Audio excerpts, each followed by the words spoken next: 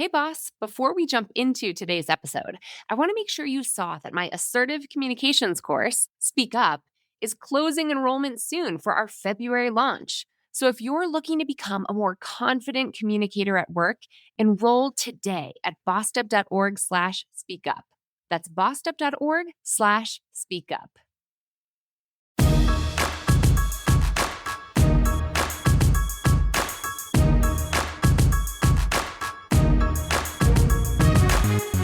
Hey, and welcome to the Bossed Up Podcast, episode 536. I'm your host, Emily Aries, the founder and CEO of Bossed Up. And one workplace trend that I'm seeing a lot of chatter about on social media lately caught my eye. It's called strategic detachment. And as a recovering perfectionist and burnt out overachiever who's found my way to a more balanced life and a more balanced approach to work, this really resonates with me. So today I want to share my take on what strategic detachment is, why it's especially important for leaders of teams, and how it could be the workplace trend that we all need to survive 2026. So, what is strategic detachment? Here's how I think of it. I think it's about consciously deciding where at work you want to bring your A game, your focus, your highest and best use to the company or to the organization. It basically means not defaulting to bringing your A game to everything all the time. In fact, it also requires consciously deciding what you're not going to do to the best possible extent that you could do it. Like, what are you going to give yourself permission to go a little easier on or dial it back a little bit? It's about being really thoughtful about where you bring that A game and where you give yourself permission to play a C game. Strategic detachment should not be confused with caring less, because that can be a really futile endeavor for someone who is just a high achiever and deeply cares about all the things, right? This is not saying that you should check out. This is not quiet quitting. This is also not to be confused with Buddhist detachment theory, which is powerful and incredible and maybe even a little related to what we're talking about, but it's not quite the same, right? Buddhist detachment theory is about not clinging to an outcome. And what I think strategic detachment is at work is not that necessarily, but rather being very discerning about where you will engage and get very attached and where you will disengage and detach just a little bit. It's not the same thing as full disengagement. It's about being discerning about your limited time, energy, and attention. So, to practice strategic detachment, you first have to get really clear on what is fueling your over functioning to begin with. A lot of us high achievers are motivated by fear. So it can be a helpful starting point to ask yourself, what am I actually afraid of? If I dial it back, if I just relinquish control a little bit, what is it that I fear? Am I afraid of being judged by my boss, my peers, my clients? Am I afraid about job insecurity, right? Do I fear being seen as dispensable or anything less than a team player? Is it a fear about losing control, not having everything done exactly the way that you would like them to be done or that you would have done yourself? Or is it simply having to handle the anxiety of not knowing, of not being involved with every decision, of losing input and influence, and maybe even a feeling of self-importance? Those fears are all valid, but we have to check the facts so that fear is not really steering our behavior.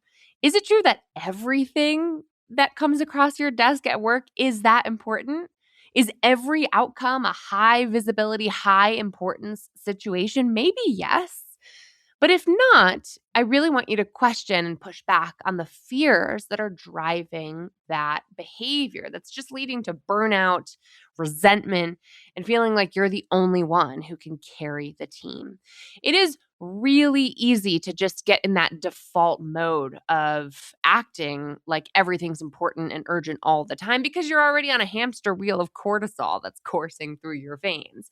So we have to give ourselves permission to slow down and practice the art of discernment mindful consideration of the undertaking that we're considering before we jump into action. And as someone whose strength in Gallup's Clifton Strengths model is an activator, that can be really hard for people like me who are ready to jump into action and make things happen. We have to be discerning first and say, is this my role? Is this my highest and best use to the team?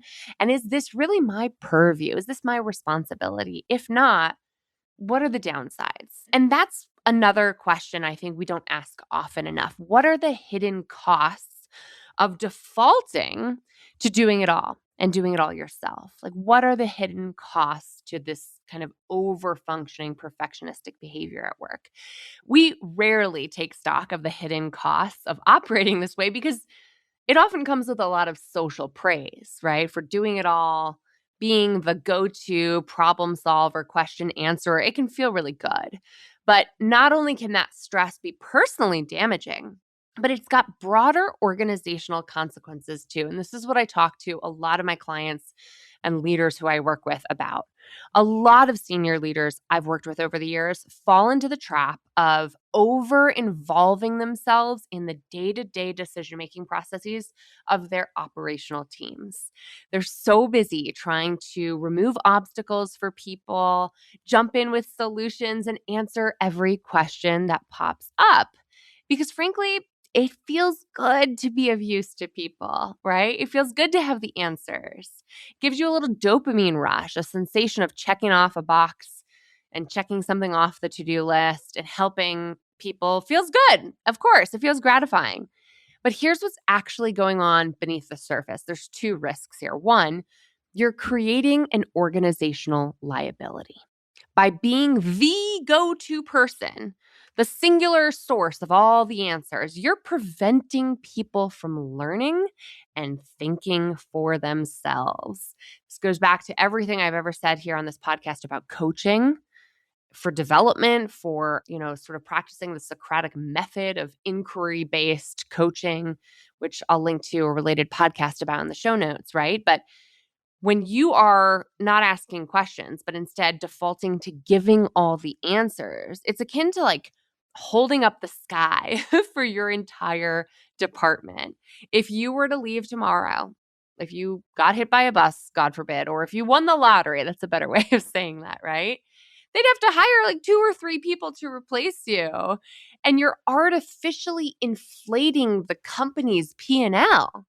Right? When you are acting that way by sort of covering for an entire part of the organization, you're overcompensating, creating a liability, and actually, in some ways, which I know is totally unintentional, you're preventing other people from taking accountability for their own roles and responsibilities.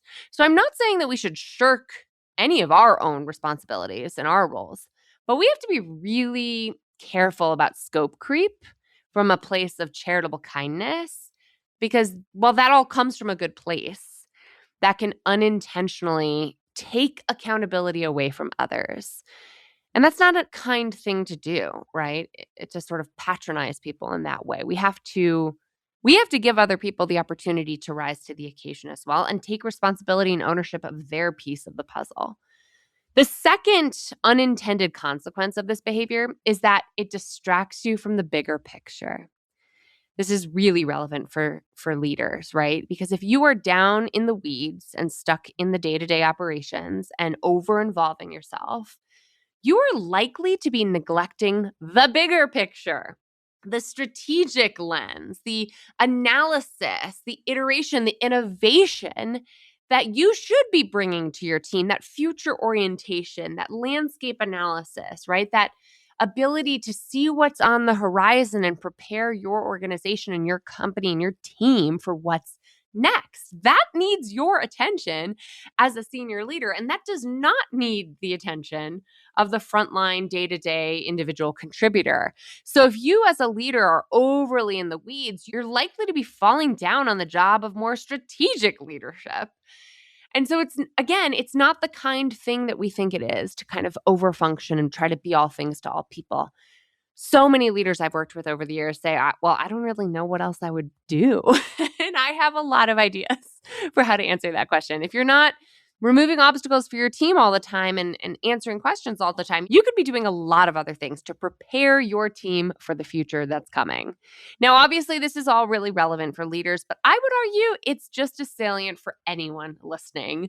Because even if you're an individual contributor or on a small, tiny but mighty team, you can be thinking strategically about innovation as well. I mean, let's be real, AI is coming for us all. It is like every single trend report from this year and last year was about AI. Lots of controversial takes happening now about whether AI was overinflated hype or whether it is a lateral accelerant that's going to improve everything. It's going to be involved in a lot of different places in our lives. And so thinking about how to work smarter, not harder, is not just for leaders.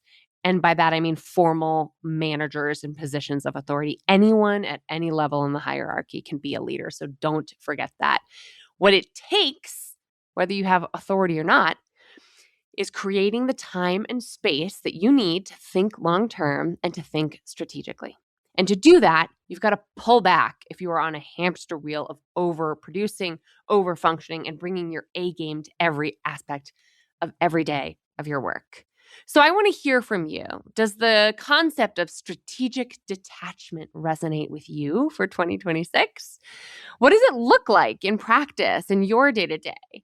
Does it look like learning to speak up and say no to the plethora of special projects that have been put on your plate, but don't actually offer any opportunities for growth? Does it look like reevaluating how you're spending your time and reallocating your attention intentionally? Because your attention is a finite resource and it should be handled with care.